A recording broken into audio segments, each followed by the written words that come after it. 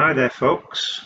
Right, so I'm delivering a presentation looking at automating metal and wood framing with the Strucsoft for Revit.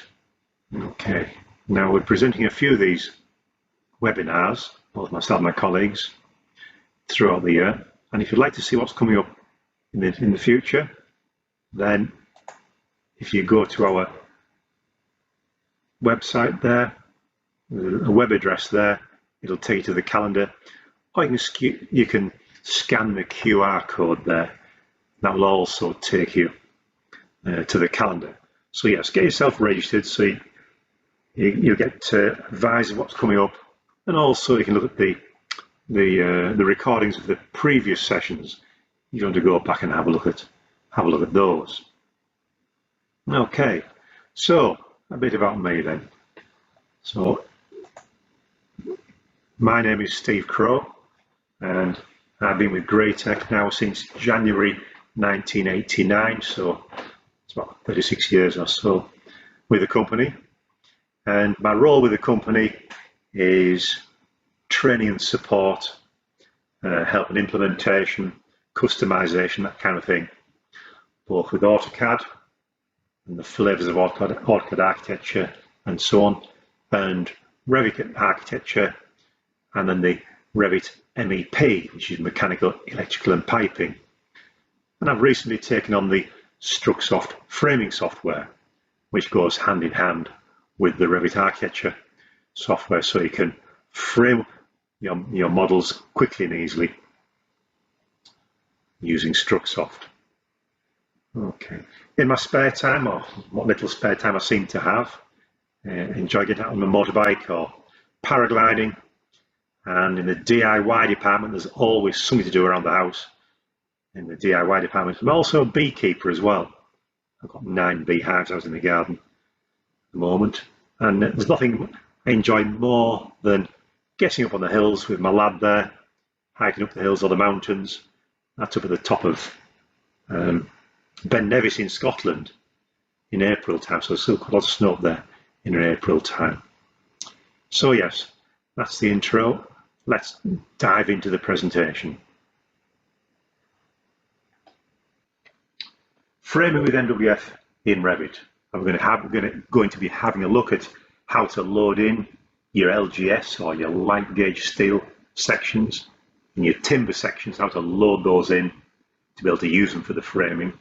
Look at some basic framing techniques. Okay, how to frame up your Revit walls, and setting up some standard framing templates. If you create templates, make your life a lot easier. Once you've created your templates, you can use a tool called Quick Create. And then if you have multi-layer walls where you're looking at sheathing, that's your plasterboard, and your, maybe with plywood sheathing, that kind of thing, you can use multi-layer templates. And then on the corners, you can set up auto join markers for the corners, so you can get the configuration right, whether it's timber or LGS on the corners. And then what I'll do is at the end there, I shall put up my contact details. So if you have any questions, you can email me, drop me a message or whatever, and I can get back to you with the answers. Okay, so that's the slide I'll put up at the end of the presentation for you to have to scan, or you can jot it down there now if you wish, but I'll put it back up at the end. Right, so I'll come out of the presentation there and nip into Revit. So here we are. I'm in Revit 2025 here with the MWF loaded up. In my case, I've got the MWF Pro suite, which includes the wood and the light gauge steel. Now, this model here, you can see, take a look inside this Revit model. That's one of the other views here. You can see it's quite a comprehensive model. It's got a heating system in there, pipe work, duct work, and that kind of thing. Light fittings, the whole lot in here. So you may well need to coordinate with these other disciplines. And there, for example, you can see the ductwork is going through the wall, and there'll be a hole there in the wall which will also need framing out. So you can frame around your ductwork and pipework there going through the walls. Okay. Now, obviously, your framing is going to be going into the walls. So in order to see the framing, what we need to do there really is to set the walls to be transparent. Okay. So that's one of the first things you do is set your wall to be transparent. Now you can do it either per wall, like you can with most properties in Revit, or if I go into my visibility graphics, come into here, scroll down, there's the walls layer, set the transparency, make it about 80% transparent. I'll go for 60% transparent, so you can see through the walls. You'll see there. Now there is some framing already in here. We're having a bit of a play with this, you can see in there. So now, with the transparency turned on, you can see the framing in the walls there. In some of the walls, not all of them. Now when you receive a model, before you can start framing, because the architectural model may not have any of the MWF configuration in there, your standard corners, configurations, and standard setup for MWF, and some of the defaults. So the first thing you need to do before you do any framing, it's been done here already obviously, but nothing's stopping you. Go and do it again, go to the settings. So I'm on the MWF tab there, look on the ribbon, go to settings and do a load data. Okay, now this will bring in the standard framing components and your standard MWF components and load those in. It'll probably come and tell me they're already in. You see it has look. So if I just do an apply to all, I'll just override them. And it's going to bring in the data that's required for basic framing. Okay. So it's loading it in there.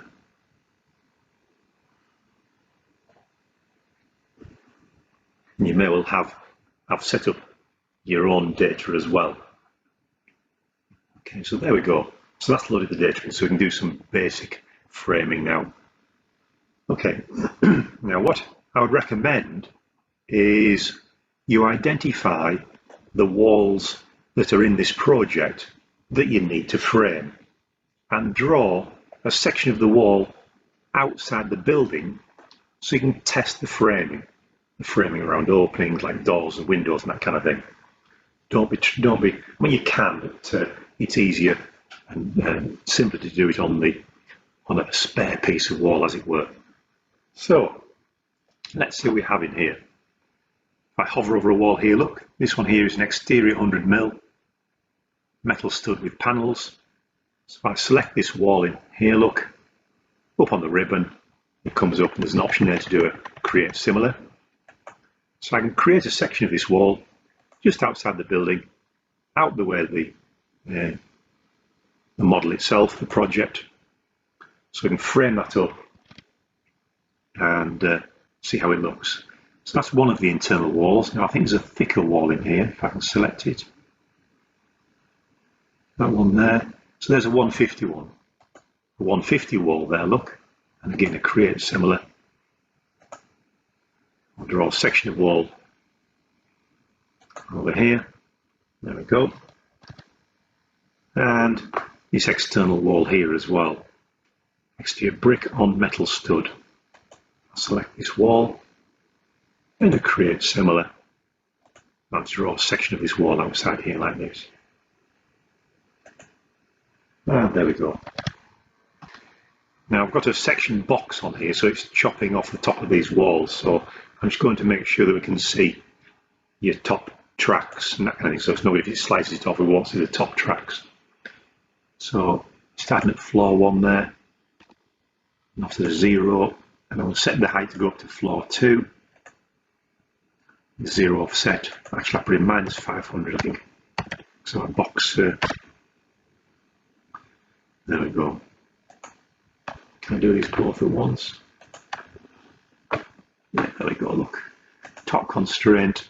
Let's say go up to floor 2. with the top offset of -500.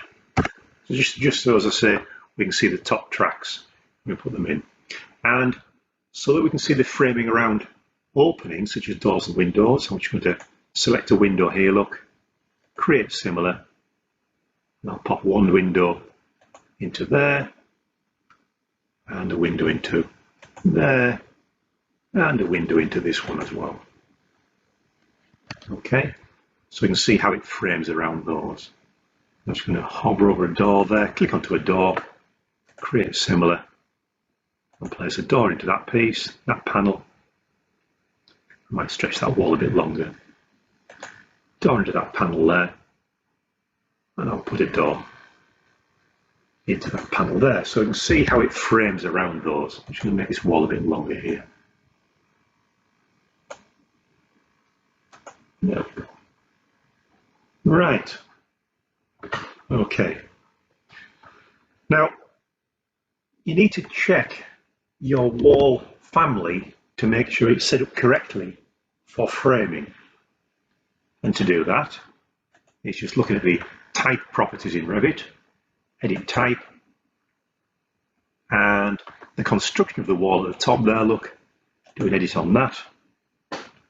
And we can see here, the important thing to be watching for here is where your core boundary is. And your core boundary needs to be each side of the structural layer in here. You can see there, structure 1, metal stud layer, and it's 150 wide. Okay. Notice all in this particular one, we're going to be doing some multi-layer walls with NWF to put the sheathing on. You can see what you have on the outside, on the inside of the building, 13mm plasterboard, and outside of the structure there, there's some plywood sheathing there, 19mm ply there. Okay, and one is a substrate and the other one is a finish. They can be both substrates or both finishes, doesn't matter, but if you have them different functions, then when you come to producing your shop drawings, you can say produce the finish shop drawings or produce the substrate shop drawings. Otherwise, it's going to be all bundled together, your plywood, your plasterboard. So just need to watch out for that. So OK on that one, OK on nothing to change on that one. We may have had to move the core boundary layers around. So if I go to look at the other one here, look, here we go. There's the core boundary each side of the structure. This one is a 150mm metal stud in this one. So that's all good on that wall. And finally, this last wall here, double check on this one. Edit type.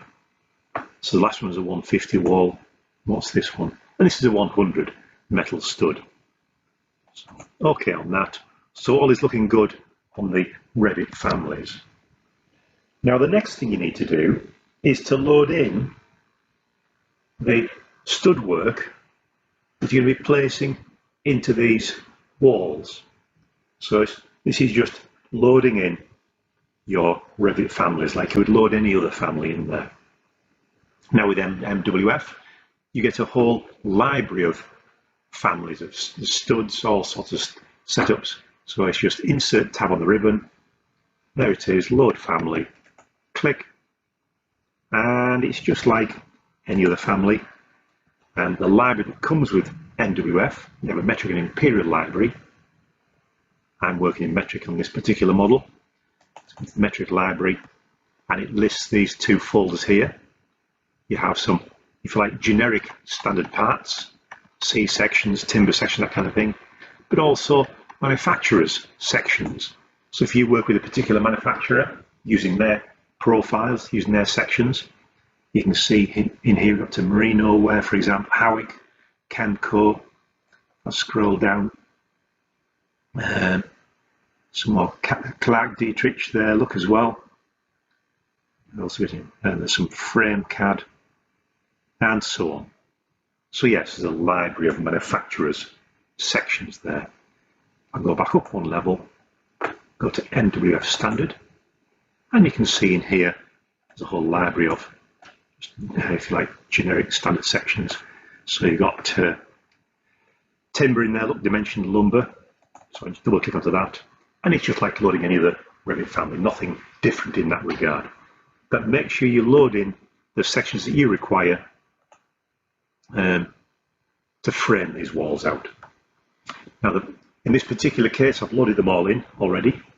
So I've got a 150C section and a 100mm C section. I think this uses a 150 as well. So there we go. We've now got the families loaded up, the data's loaded up. So we can start framing now. We can start framing these walls. Now, there's nothing automated has been set up as yet. But if I go and select one of these walls, look, this is the 100mm wall. I'll go up to the NWF, and up here I can say, create some framing. So on the wall model panel there, create some framing, create, and it comes up with this dialog box here, and I can just say, go ahead and create. And it may throw any old size in there. I haven't defined the sections that need to go in this wall as yet. It's just going to frame it up using the default options. If I just pan to one side, you can see in there, it's got some framework in there already.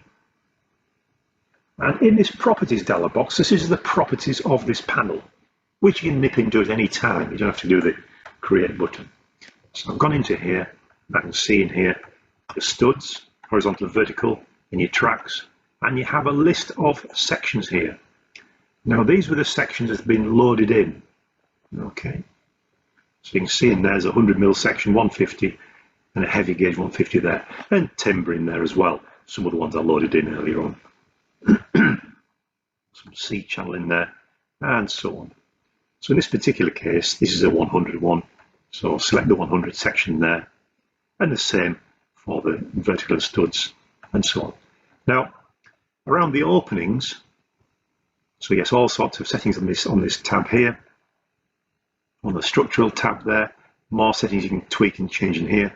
On the miscellaneous tab, this is what I'm interested in, is looking at the openings. How is it going to frame the openings? Here we go, do an edit there, look. And looking at the openings, you can tell it in there for your doors. Well, we'll start with the windows. You can see around the windows, again, it's a 100mm section.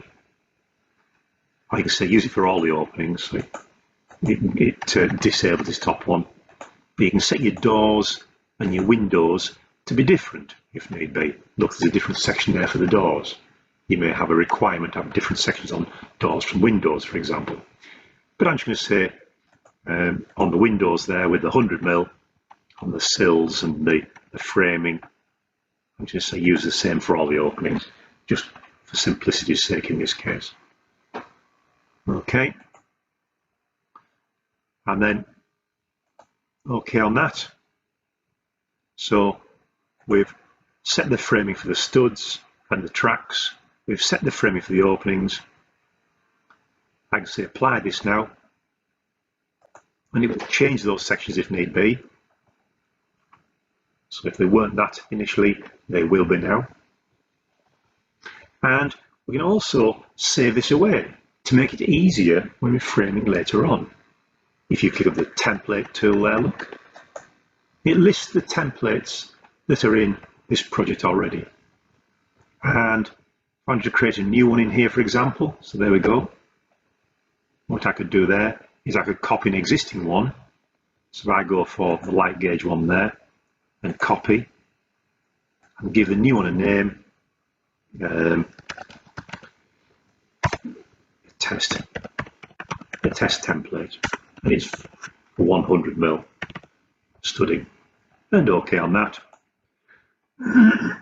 Highlight that one, and I can update it with the current settings, and if I set as active, that's the one it's going to frame that one with. Now close on that, and you can see it's got the sections in there already. I can do an apply and an OK on that.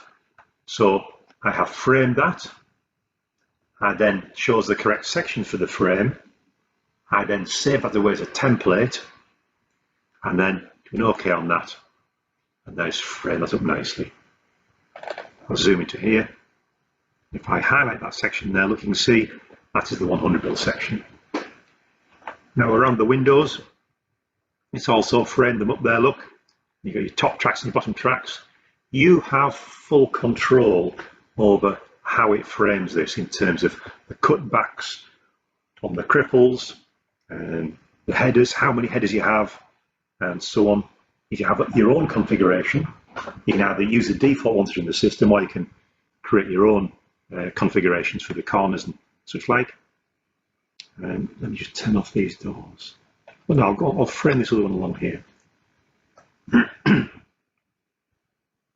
And if I select this one here, let's frame this one up. So if I say create, and it will frame it up. If I select a template, so this is the 150, there it is, with a lighter gauge steel. Set as active, and close, and create, and it goes away and frames that one with a 150 stud, because that template is already created there. Excuse me. And again, it comes up and says, do you want to have a go at modifying those? No, that's all okay there. The miscellaneous tab, looking at opening framing, and on the openings there, look, use for all openings. There we go. It's 150, 150 there, look. That's all good. Close on that. And this is the 150 with a lighter gauge. I can say update it if I wish, if there's been any change to the settings. Close on that, and an OK on that. And it'll go away. If there were any changes to be made, it'll make those changes in there. Okay. Now if I just hide the doors with the VH visibility hide on the doors and the windows, and select a window there so we can look at just the framing, see what it's done with the framing. So there we go, look, you can see frames are showing there. This should be a 150, which it is, and around the windows as well. So you have full control of the configurations around the windows. But if these are manufactured in the factory, it may well be a bit awkward. Transporting this is going to be all a bit floppy and loose, with the potential that they get damaged in transit. It's not going to be very easy to lift this onto the transport. So you can configure the bottom tracks to say don't split them here, and they can be cut out on site. So if I select this panel here, look, and go into here and look at the properties.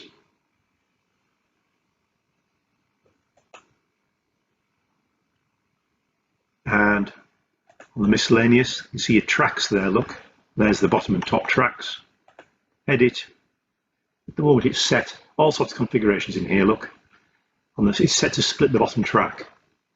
Now if I say initially don't split it, OK on that, apply, and then do an OK on that. Excuse me. And you can see now, when it's manufactured in the factory, the bottom track is not split. It's much safer and easier to transport, less chance of any damage. It's more made for a more rigid frame. Get it to site, and if need be, cut that out later on. So that's in the properties of the panel there. Now you notice I can pick these members here, and yes, I can delete them, but they'll be still in the drawings database, in the projects database if you like. So you can't just delete using like the Revit delete tool. If you're going to be deleting panels, what you need to be doing ideally, what you need to do is use the delete tool there. So I've selected one of the members. If I pick onto the delete button there, look, it will delete the members out of this panel, and so it's reset the sequencing for any extraction of the lengths, that kind of thing, member details. So it's removed those members from the project, as it were. So yes, use those, the correct tools. Okay. So to create these template maps to automate panel creation, it's on the wall setup panel in here, and in there you go to the template map.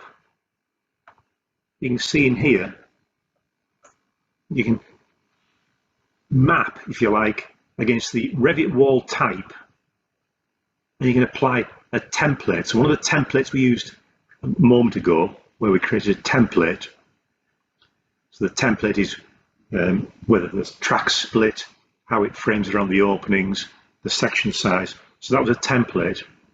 So to help to automate the framing, we can map a template to a wall type in here.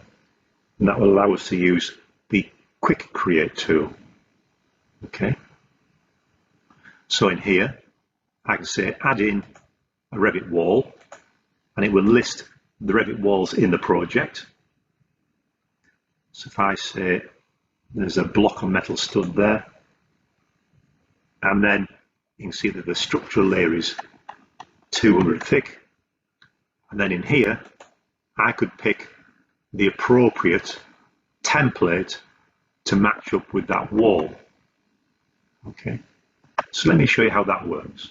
I can see here for those 100mm metal stud walls, the interior walls, I've used this template here, and for the 151 that I just created manually a moment ago, it's here, look, the 150 template.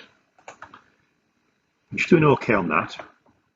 What it means is now I just delete this panel here,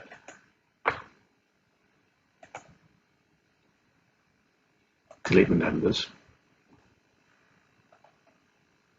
What it means now is I could put a window across the whole drawing and then do a quick create with this button here, and it would filter out all those Revit walls and frame them accordingly. Now, I'm not going to do the whole drawing because some walls haven't got a mapping on them, and it'll kick up an error message saying cannot find a wall to apply the cannot find a template to apply to this wall style. So what I will do though, I'm going to select several walls of different makeups. There's one there, that's a 150, that's a 100, and if I can find that one there, there's a 100. So I'm selecting several walls here. One in there, look. I'll pick this wall as well. That's a 100. Okay, so you can see I could have done a right click select similar right through the project and framed up 60 walls at once or whatever. So with those walls selected, different wall families there, look, different wall styles. Come into here and using the quick create tool here, click. It now looks at those wall styles, looks at the NWF template mapping and applies the appropriate NWF template to the appropriate sized Revit wall. And it will frame those accordingly based on the settings in the template. Now you can lock the wall to the template so that if the template changes, then it will update the wall. If it's unlocked, then you can go and modify one panel to your heart's content. And there we go, you can see it's framed those walls up. Clear the selection. And you can see in there, it's applied to that particular wall there, the 100 section, and to this wall here, automatically applied the 150 section. So that's using that the template mapping there, which is really useful. Okay. So yes, now because we've created that mapping, we can use the quick create tool, as opposed to if we use the create tool, we'd have to tell it which template to apply to each wall as we went around it. Okay. Now with multi-layer walls, they're a bit different, because with a multi-layer wall, we can apply different templates to different parts of the the wall.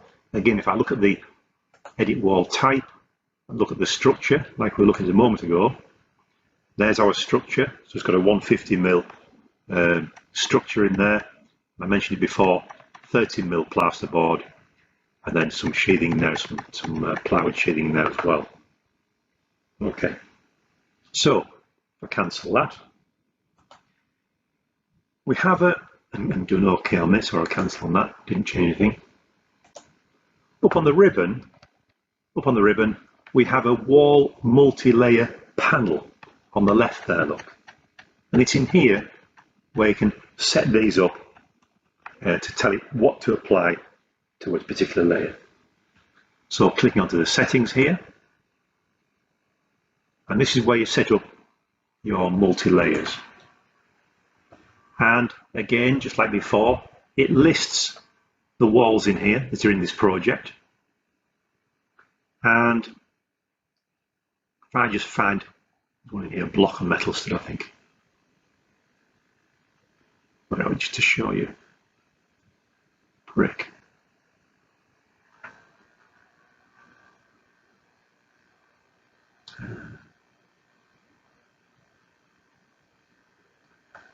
Where's the block one? That's brick on metal stud, block metal, just to show you. So here we go, look. You can see in there, you've got the makeup of the wall shown on the left here, and it shows the function as well. So what we can do is, it shows the material in here, and it shows the thickness of that particular layer. And here, you can go and select the template to apply. This is the MWF template to apply to each of those layers. So here, for example, where it says structure metal stud layer 152, if I pick onto this, and it's a structural layer, and I can say, okay, I'm going to put a 150 stud in there. Select, and there we go. So on that particular wall, it's going to put a 150 stud in there. For your plasterboard, look, there's 13mm plasterboard, okay? And in here, I can say, well, this is not structural, this is sheathing. And there's the plasterboard.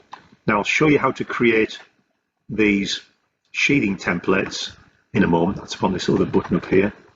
If I select plasterboard to go in there, notice it doesn't have a thickness. So any of these sheathing materials pick up, if I don't select on that, pick up on the thickness of the Revit wall property there. So some plywood there, look, 19mm in this one here. I can say, okay, for this, I'm putting some marine ply. Again, there's no thickness there, so I'll do a select on that. So it's going to put that ply in at 19mm thick. So that's how you set up the multi-layers. Now, to actually define the sheathing, what we can do here is go to the sheathing templates, and there they are. Now you'll have something to work from in there already. Okay, so if I select this, and I'm going to make a new one, and I'll copy that. I'm just going to call it gypsum wallboard. Gypsum wallboard. Whoops, can't spell. Gypsum wallboard. There we go. Now, how are we going to place these boards? What's the joints going to be like? Where do we start boarding? Is it horizontal, vertical? Whatever. We can go and modify the way that these boards are applied. And here is the dialog box for setting up the boards. Okay, so you can set, there's the family. So this is just a Revit family that's been loaded in. You can see in there, I've got some sheathing panels. Okay, and it shows up with all the other families in Revit, look. But, so this is just loaded in like any other family would be. I'll select it here, that's the family. And then you can set how it is applied. So you've got basic vertical tiled, horizontally tiled, staggered joints, vertically staggered joints, or optimized. So I'm just going to go for vertically tiled. Okay. And then what about the openings? How is it going to go around the openings? Now, again, sending it to site, you might not want any openings to make the structure more rigid when you're transporting. You say, ignore the openings, you'll board across them, board across the openings, and it can be cut out on site if need be. Alternatively, I can say, break the sheathing panels at opening bounds. There we go. And you see it's now put the splits on the edges of the openings. So the chippies on site, they're now not having to create any L-shaped panels. So they won't love you for having to create a panel like this and to cut it out like this. So if you say break the sheathing at the openings, you can now just run it through with the circular saw, cut it down to size on site if need be. So yes, various settings in here. I mean, you can set up your nails as well. I've not looked at the nails module yet, but all sorts of setting up your nail patterns in there. So yes, that's your sheathing. So do an OK on that, and I've done it break at the openings, OK on that. So that's my gypsum wallboard set up there. And you can set up as many as you want. Now again, notice there's no thickness set in there. The thickness, just to repeat what I said before, the thickness is set up by the Revit wall style. If I go back to my wall types in here, and this is one we're going to be using in a moment, exterior brick or metal stud, and you can see in here on the inside you have a plasterboard, and then there's a membrane, the metal stud layer comes in here. There's a template that was created earlier on, and then the marine ply in there as well, uniting the marine ply. Okay, so that is setting up a multi-layer wall. I do an OK on this. So that's nicely set up now. So now we need to be using these tools in here, look. So we have a quick create, a regen and a delete in here for multi-layer walls, plus a whole host of other tools in there for your multi-layer walls. So let's select our multi-layer wall here. Come to the ribbon tab there, look, operations, and we can do a quick create. And based on the template there, on the multi-layer template, it's now created a panel 10, and it's going to frame this up and put the sheathing there as well.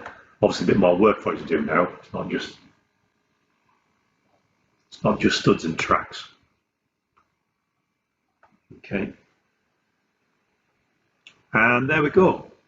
So let's frame that up. If I just spin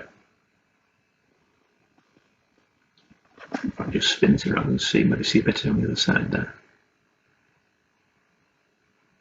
And you can see the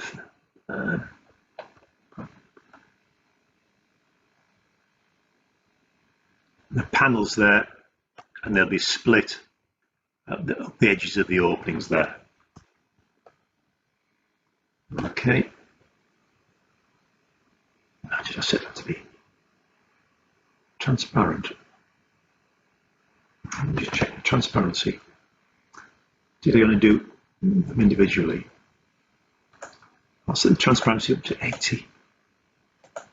There we go. Okay on that. And okay on that. Okay, just cancel that. If I tip this over a bit. So you can see the studs in there. almost like this one. Oh, I guess the sheathing's blocking out where we can see the studs. And you can see in there, look how the paneling, the plasterboard there is cut up the sides of the openings. So it's going to make it much easier to install on site. In that case, so yes, you can't see through to the studs there across the boarding. So yes, so that's created those templates for your multi-layers templates, and also for these as well. So let's go back to another view here. I'm going to go to the O1 floor plan here, and again you can see the studs on the wall there. There they are. And you can configure how these studs appear around the openings and so on. And over here I've drawn some walls. I've got an L-shaped intersection and a T-shaped intersection here.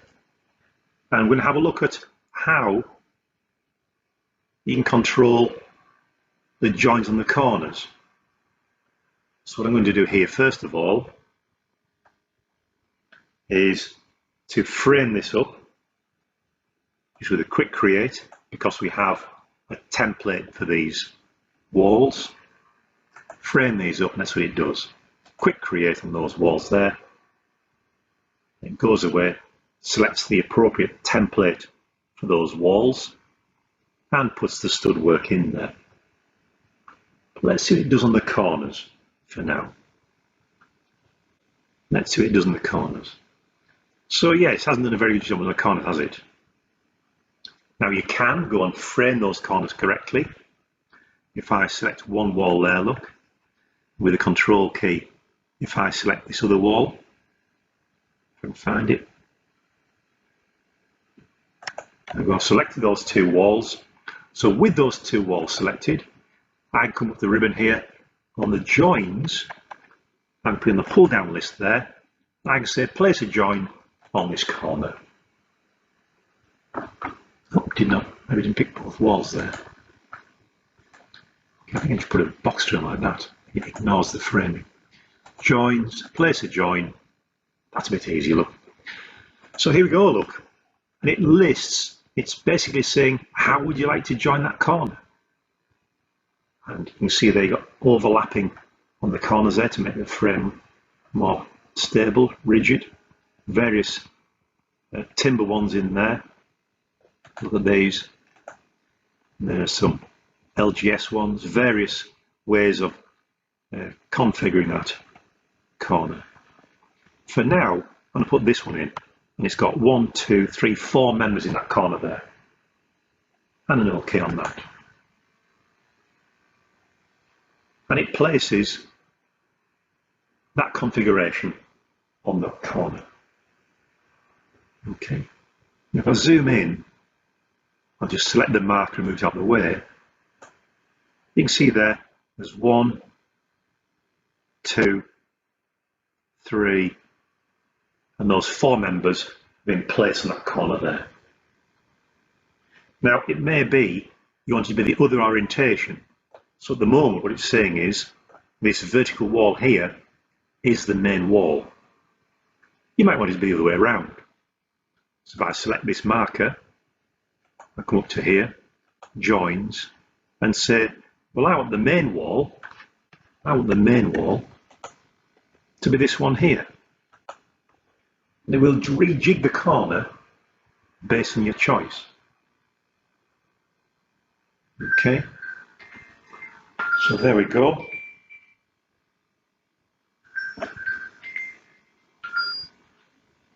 And it's rejigged that corner there to be facing the other way around. Now, that was obviously a manual way of placing those, those on there. So I'm going to show you is how you can automate this using what's called the marker manager. You can set up a rule set. So you can delete this corner out here, delete out anything in this corner here, and we're going to set up some rule sets. So we don't have to mess around on every corner telling it which way the main wall is, what configuration to put in there. it can be all done through the marker manager. So, up on the ribbon, there's your marker manager.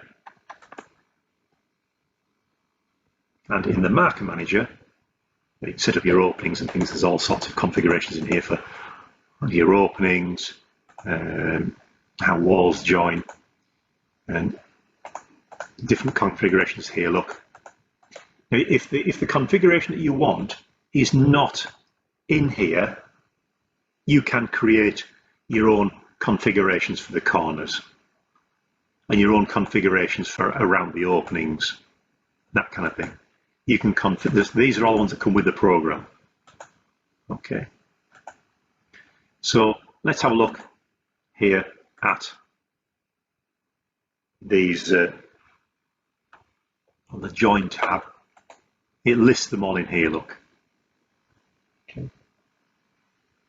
So you can take this join here and you put it into the project.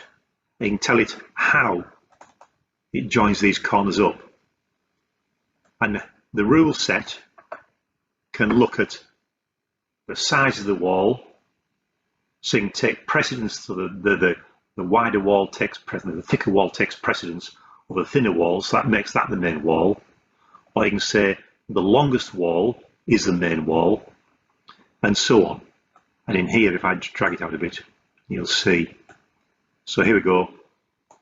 For any corners, it's going to use this particular join style. And if I just drag this box out a bit further, you can see in there. And that's when it's got 100mm stud with a 100mm metal stud panel.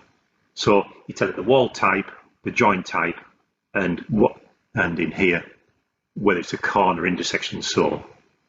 So these are what are called rule sets. So if I just do an OK on this, so I've got some rule sets in there already. I have deleted the existing corners out of there. And now we're going to use the auto join.